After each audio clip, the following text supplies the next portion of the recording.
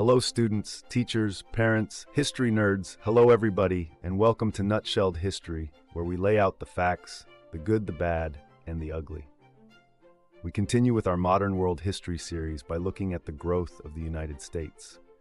Don't forget that there's a link for a fill-in-the-blank worksheet in the description. Feel free to use it.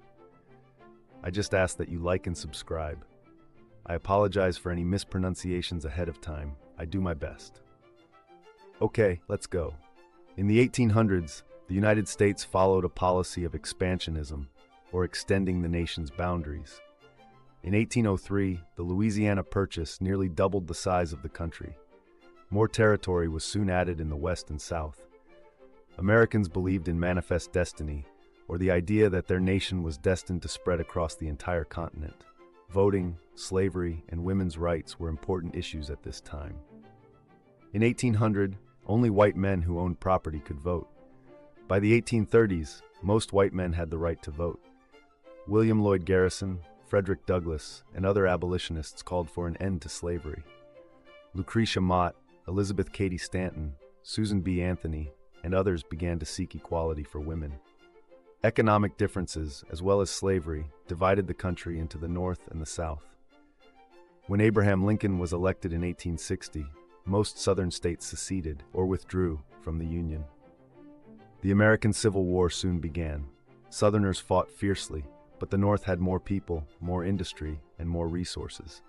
The South finally surrendered in 1865.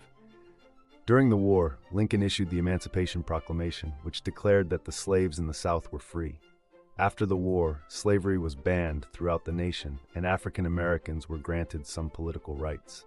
However, African Americans still faced restrictions, including segregation or legal separation in public places. Some state laws prevented African Americans from voting. After the Civil War, the United States became the world leader in industrial and agricultural production. By 1900, giant monopolies controlled whole industries.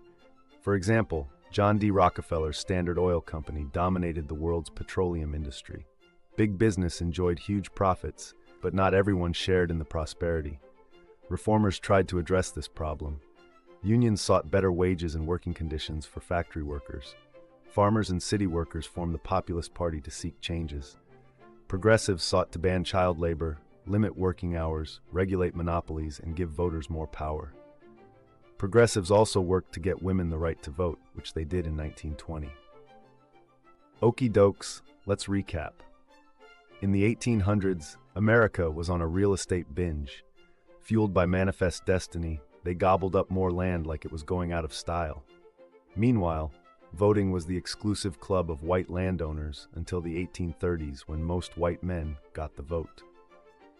Abolitionists like Frederick Douglass were causing a ruckus about ending slavery, and women like Susan B. Anthony were demanding equality. The North and South couldn't see eye to eye on economic issues and slavery, so when Lincoln was elected, the South packed its bags and left, sparking the Civil War. The North had more resources and eventually won, with Lincoln freeing Southern slaves along the way. Post-war, America hit the industrial jackpot, becoming a production powerhouse, though not everyone reaped the benefits. Reformers and progressives worked to fix this, fighting for workers' rights, regulating monopolies, and securing women's suffrage by 1920. There you have it, folks. That is the growth of the United States nutshelled. Thanks for stopping by Nutshelled History. Manifest your destiny to hit those like and subscribe buttons, and manifest some comments about the destiny of this channel down below. See y'all next time.